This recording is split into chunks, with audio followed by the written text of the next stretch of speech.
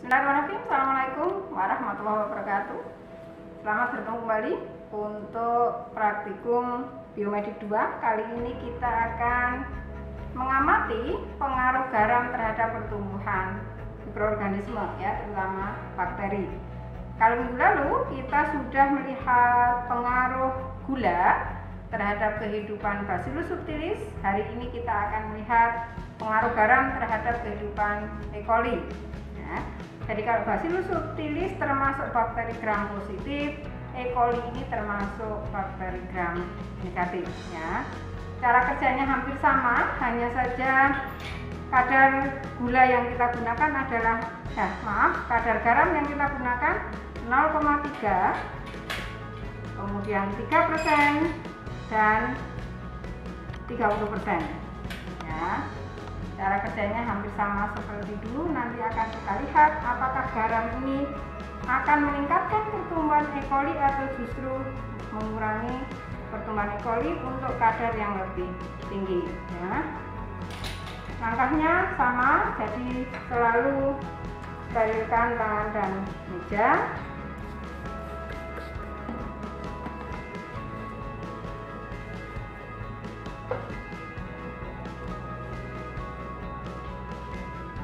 Jangan lupa santan dihidupkan.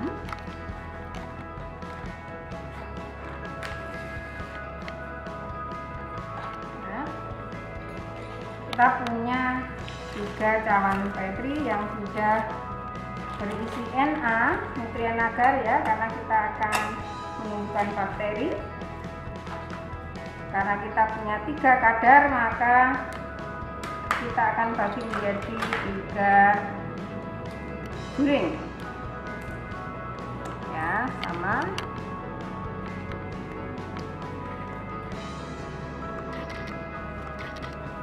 Kemudian nanti juga akan kita kontakkan sama seperti gula kemarin, 0 jam, setengah jam, dan 1 jam. Ya, jangan lupa dikasih kode. Ya, jadi ini untuk E. coli 0 jam, ya, kadarnya 0,3%, 3% dan 30%. Teruskan di sini.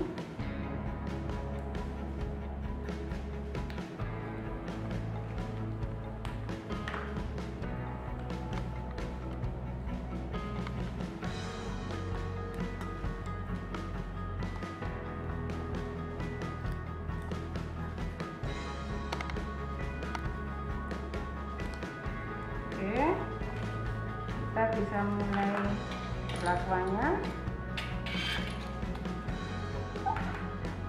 Nah, kita mulai dari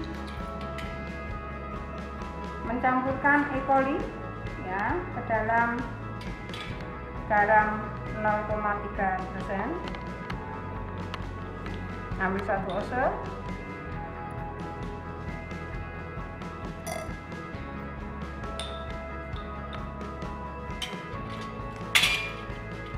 Campurkan.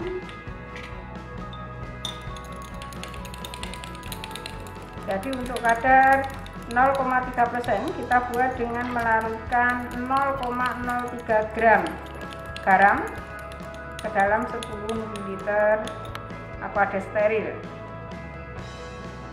Ya.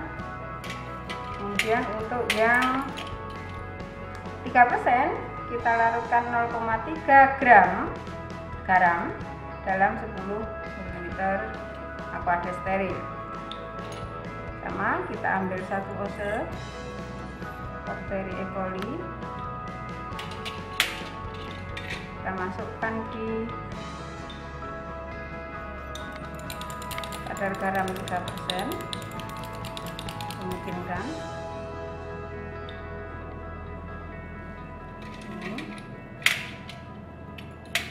Terakhir untuk yang kadar garam 30% dibuat dengan melarutkan 3 gram garam ke dalam 10 ml aqua steril. Nah, kita ambil juga 1 ose. Ya, kita tambahkan, memungkinkan. Baik, kita mulai pelabuhan. Jadi ini adalah posisi pada 0 jam ya, posisi 0 jam yang nanti akan kita bandingkan dengan setelah dikontakkan selama setengah jam dan 1 jam ya. Kita mulai untuk kadar 0,3% ya, pada 0 jam. Kita ambil 1 ose.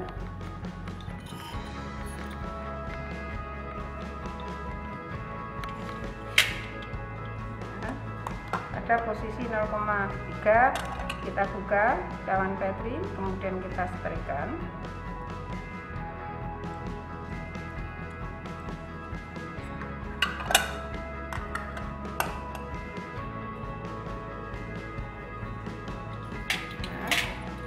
Dengan cara yang sama kita ambil untuk kadar 3%.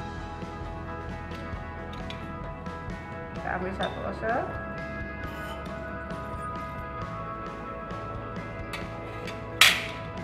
Nah, kita posisikan pada 3%.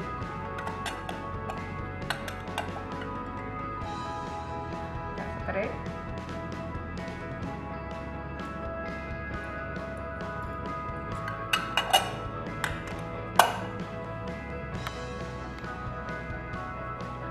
Terakhir kita ambil untuk kadar 30%. Jangan lupa osenya selalu berganti ya untuk masing-masing kadar garamnya.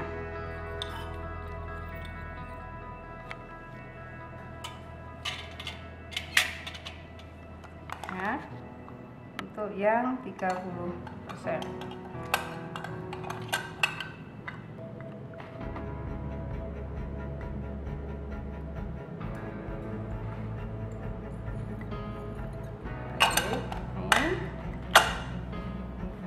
Jadi untuk yang 0 jam sudah selesai ya, kita pasang untuk dikontakkan selama 30 menit ya. Kita pasang timernya, kemudian untuk yang 0 jam kita bungkus untuk inkubasi di inkubator pada suhu 37 derajat Celcius selama 2 kali 24 jam ya, atau 2 hari.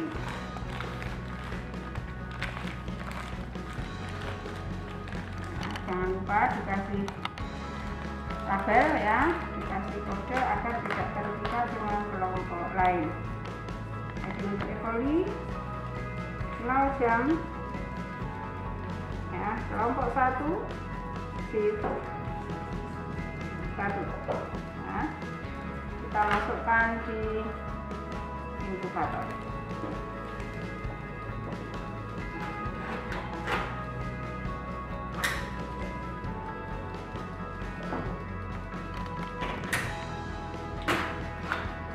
Baik, sambil menunggu 30 menit ya, kita bisa membuat juring dulu ya. Kita bisa membuat juring nah, masing-masing kita bagi menjadi 3 juring ya. Jangan lupa diberi label.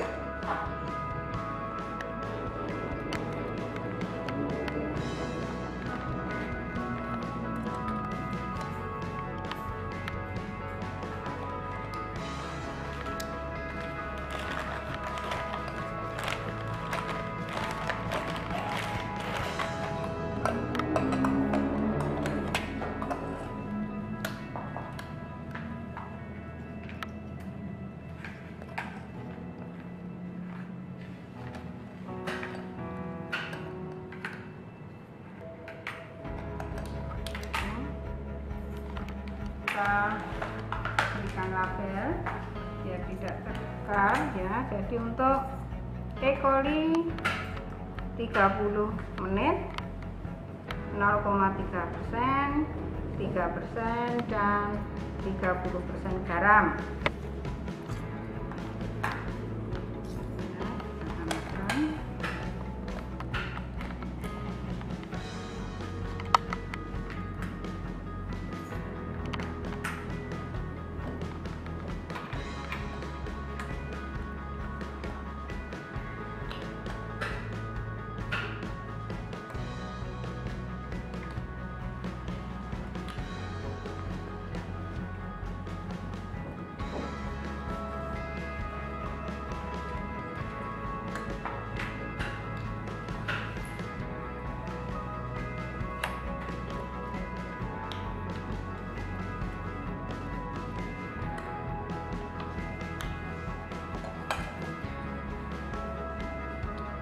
Kemudian juga untuk E. coli 1 jam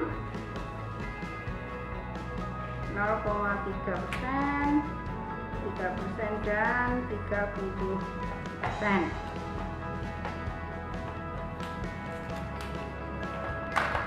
Nah, kita berikan labelnya biar tidak terbuka.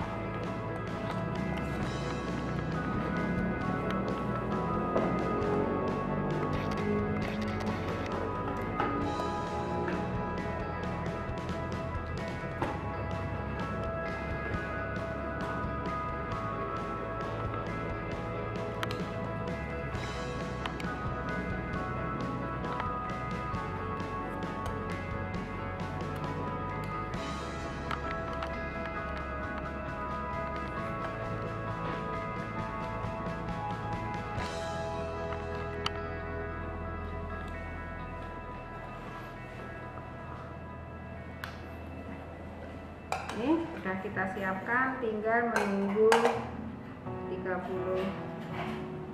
detik ya. Baik, sudah 30 menit ya. Kita bisa melakukan pelakuan untuk yang dikontakkan setelah 30 menit ya.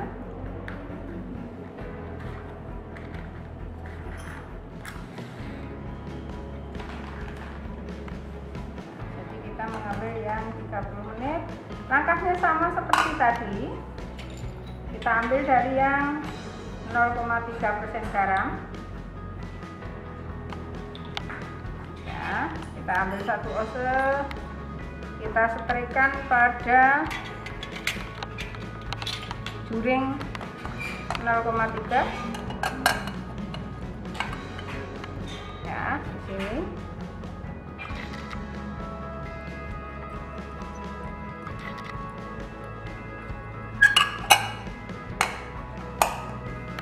Demikian juga untuk yang 3%.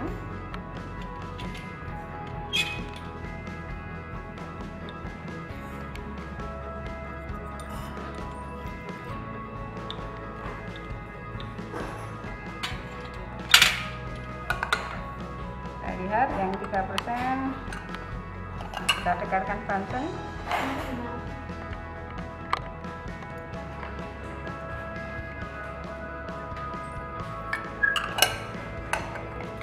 Terakhir yang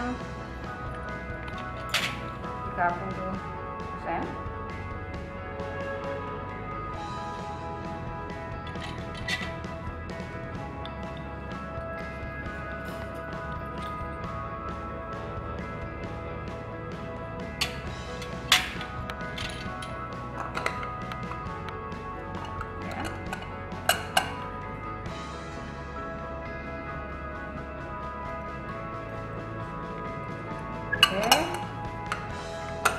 Selesai, kita bungkus, kita inkubasi dalam suhu 37 derajat Celcius selama 2 kali 24 jam atau 2 hari ya.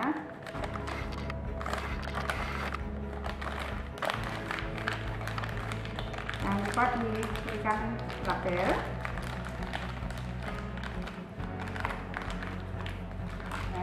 Jadi untuk E. coli, ingat E. coli ini gram negatif ya, selama 30 menit atau setengah jam. Kemudian kelompok 1 shift 1. Oke, kita masukkan di inkubator.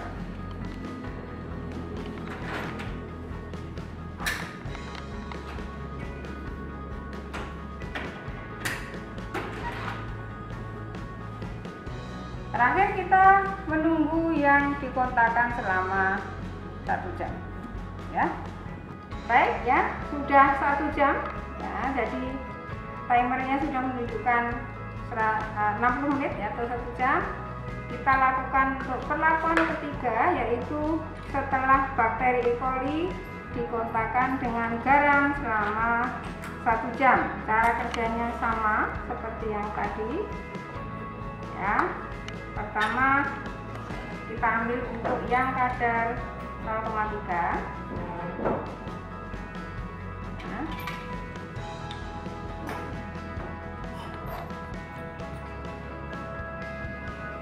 kita setrika pada juring bertulis 0,3.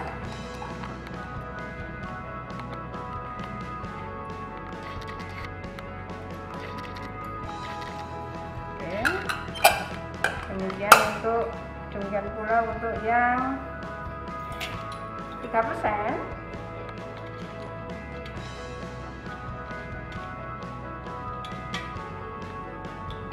Kita ambil 1 ounce, kita setrika pada juring bertuliskan 3%. Nah,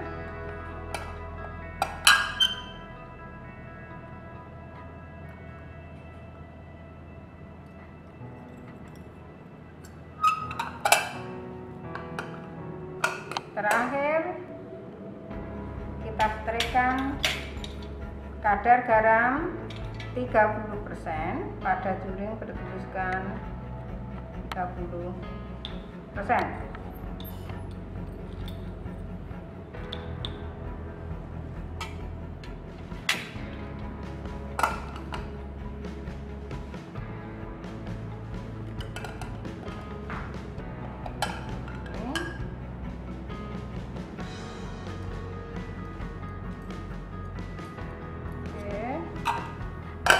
Selesai kita lakukan pelakuan, tinggal dibungkus ya. Jangan lupa diberi label untuk perlakuan E. coli selama 1 jam kontak dengan garam ya, dengan berbagai konsentrasi yaitu 0,3, 3% dan 30%.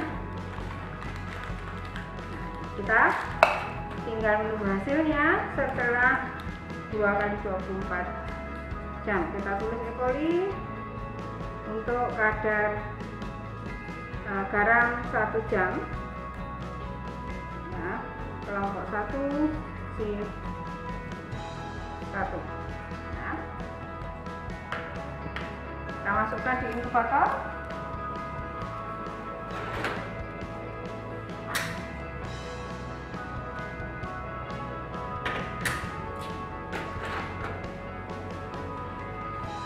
Baiklah, untuk hari ini cukup sekian. Nanti insya Allah kita ketemu 2 hari lagi untuk melihat hasil dari pengaruh kadar garam terhadap pertumbuhan E. coli. Terima kasih atas perhatiannya. Assalamualaikum warahmatullahi wabarakatuh.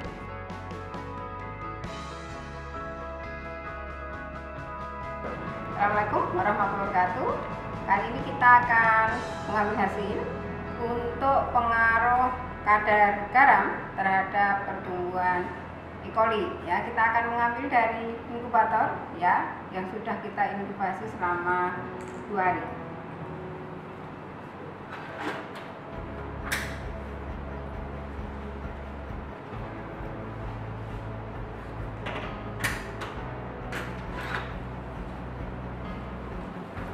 Ini adalah hasilnya. Kita bisa melihat dan membandingkan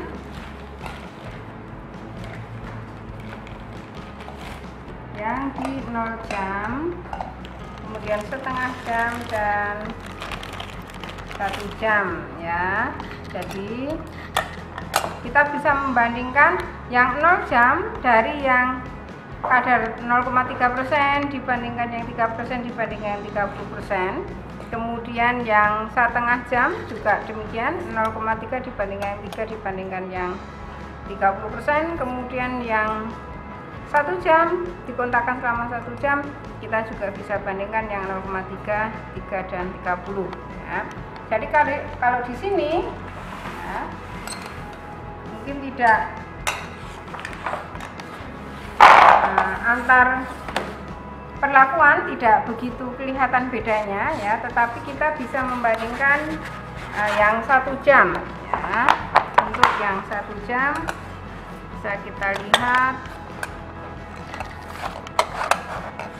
ya, untuk yang 1 jam bisa kita lihat bahwa nah ini kadar 30 ini pertumbuhannya lebih sedikit daripada yang kadar 0,3 gitu ya. Untuk yang 0% kadar 30 juga lebih besar, lebih sedikit pertumbuhannya daripada yang kadar 0,3. Artinya apa? Jadi garam ini tidak seperti glukosa. Kalau glukosa memang dibutuhkan mikroorganisme untuk pertumbuhannya sebagai sumber karbon.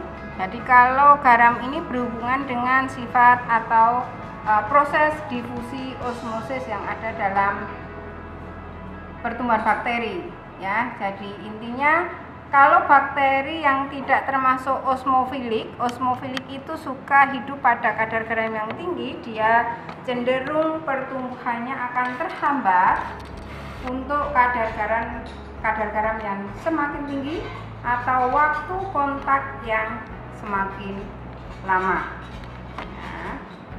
Jadi saya ulangi lagi, untuk kadar garam berbeda dengan glukosa ya. Jadi kadar garam ini semakin lama kontak dan semakin banyak kadarnya akan menghambat pertumbuhan bakteri, kecuali untuk bakteri yang bersifat osmofilik ya.